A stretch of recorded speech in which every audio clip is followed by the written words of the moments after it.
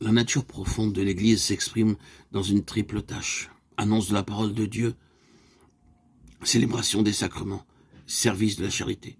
Ce sont trois tâches qui s'appellent l'une l'autre et qui ne peuvent être séparées l'une de l'autre.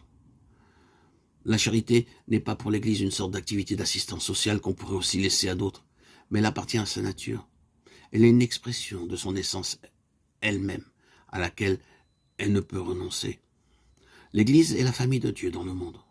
Dans cette famille, personne ne doit souffrir par manque du nécessaire. En même temps, la caritas agapée dépasse aussi les frontières de l'Église. La parabole du bon samaritain demeure le critère d'évaluation. Elle impose l'universalité de l'amour, qui se tourne vers celui qui est dans le besoin, rencontré par hasard, Luc 10, 31.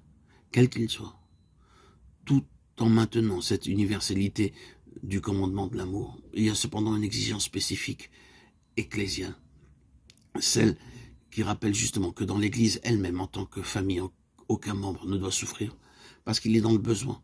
Les mots de l'Épître aux Galates vont dans ce sens. Puisque nous tenons le bon moment, travaillons au bien de tous, spécialement dans la famille des croyants.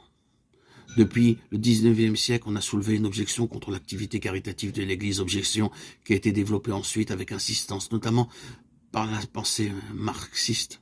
Les pauvres, dit-on, n'auraient pas besoin d'œuvres de charité, mais plutôt de justice. Les œuvres de charité, les aumônes, seraient en réalité pour les riches une manière de se soustraire à l'instauration de la justice et d'avoir leur conscience en paix.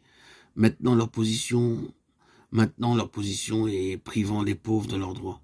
Au lieu de contribuer à travers diverses œuvres de charité au maintien des conditions existantes, il faudrait créer un ordre juste dans lequel tous recevraient leur part des biens du monde et n'auraient donc plus besoin des œuvres de charité. Dans cette argumentation, il faut le reconnaître, il y a du vrai, mais aussi beaucoup d'erreurs. Il est certain que la norme fondamentale de l'État doit être la recherche de la justice et que le but d'un ordre social juste consiste à garantir à chacun, dans le respect du principe de subsidiarité, sa part du bien commun. C'est ce que la doctrine chrétienne sur l'État et la doctrine sociale de l'Église ont toujours souligné. D'un point de vue historique, la question de l'ordre juste de la collectivité est entrée dans une nouvelle phase avec la formation de la société industrielle au XIXe siècle. La naissance de l'industrie moderne a vu disparaître les vieilles structures sociales et avec la masse des salariés, elle a provoqué un changement radical dans la composition de la société, dans laquelle le rapport entre capital et travail est devenu la question décisive, une question qui, sous cette forme, était jusqu'alors inconnue.